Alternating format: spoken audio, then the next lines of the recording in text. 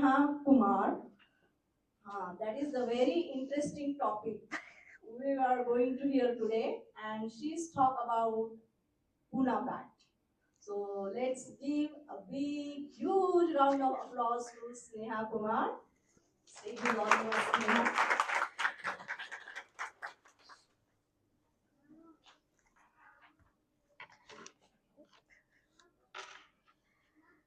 Good afternoon, everybody.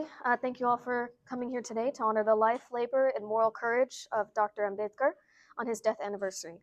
Each year, this day is for the mourning and reverence of his passing and to celebrate how far the depressed classes have come, how far we must go on the path he laid before us. I wanted to reflect a moment that defined both Ambedkar's life and India's future, the Poona Pact of 1932. So it's often remembered as a political compromise, but its larger meaning is in the moral burden Ambedkar had to shoulder.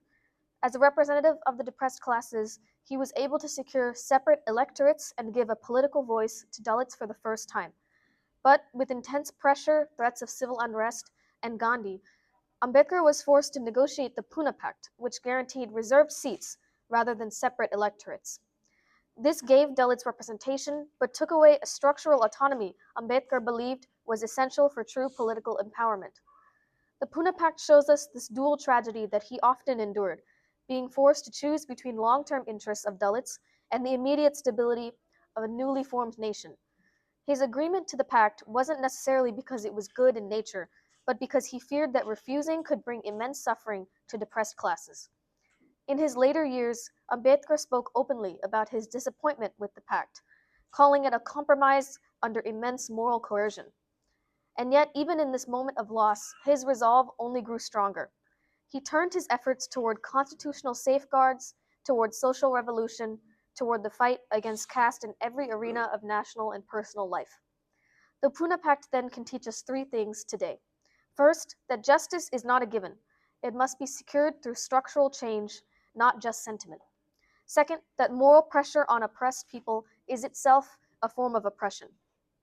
And third, Ambedkar's vision was not just symbolic, it was actually about genuine power, dignity, and equality. So as we remember him, let us not domesticate his legacy. Let us not reduce him to statues or slogans. Instead, let us commit ourselves to the unfinished tasks that he left behind, expanding social and economic rights, building a democracy where even the most marginalized people can lead, and most importantly, annihilating caste.